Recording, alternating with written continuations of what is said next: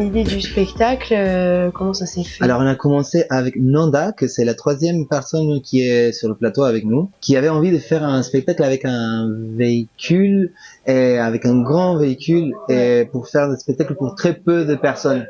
Ah oui, Et on avait imaginé que c'était un film pour les gens à l'intérieur et que c'était déambulatoire et que les gens vivaient un film à l'intérieur de la voiture. Mais on s'est dit que pour 3-4 personnes, c'était pas réalisable. Donc du coup, on a commencé à rassembler comme ça plein d'idées et c'est là où c'est venu la petite voiture, quoi. donc on a inversé, on a dit la plus petite voiture avec un grand public.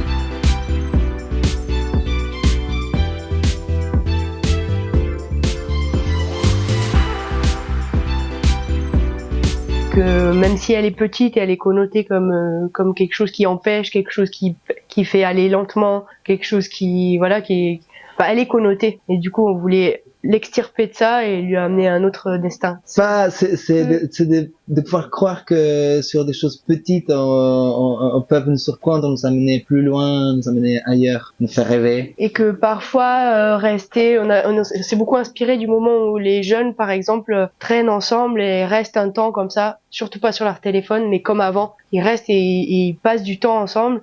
Et l'ennui entre guillemets permet de créer du lien, permet de créer plein de choses en fait. Et voilà, il y avait ça aussi, on avait envie de se nourrir de cette ambiance de gens qui sont autour de leur voiture et qui passent du temps ensemble et qui voyagent en fait. Pour nous, en fait, quand on commence ce spectacle, c'est vraiment, c'est une voiture qui, on pourrait dire que ça paye pas de mine. Et en fait, au fur et à mesure, on a l'impression qu'elle prend de la vie, je sais pas comment expliquer ça. Oui, qu'on était très inspiré aussi par la coccinelle, enfin le film.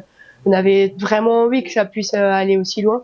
Et bon voilà, là on a fait ce qu'on a pu pour qu'elle prenne vie, mais elle a un petit nom, elle s'appelle la Chichinette. Et on en prend soin, et puis ça fait longtemps qu'elle nous suit, et il est hors de question de créer un doublon.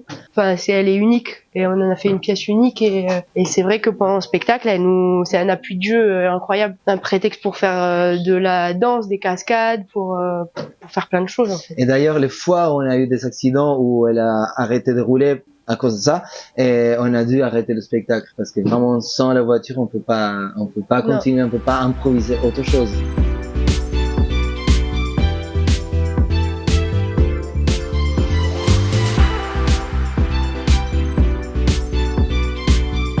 Je pense que c'est un divertissement sans prétendre aller plus loin. Après, si ça va plus loin pour des gens, tant mieux.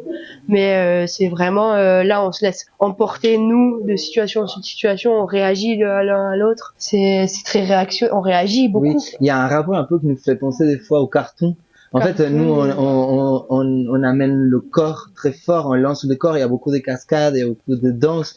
Donc il y a des moments où l'absurde vient parce qu'on se lâche là-dedans et on perd le contrôle aussi. Oui, en fait, on se dirigeait pas on n'a pas de cible en particulier. Mais par contre, c'était hyper agréable de voir que un grand-père avec son petit-fils de 5-7 ans venait et les deux avaient autant aimé, avec chacun sa référence, avec chacun ce qu'il connaît de la vie. Mais du coup, les deux avaient aimé et là, ça faisait un bien fou de dire, en fait, on a ça c'est large quoi, c'est public large.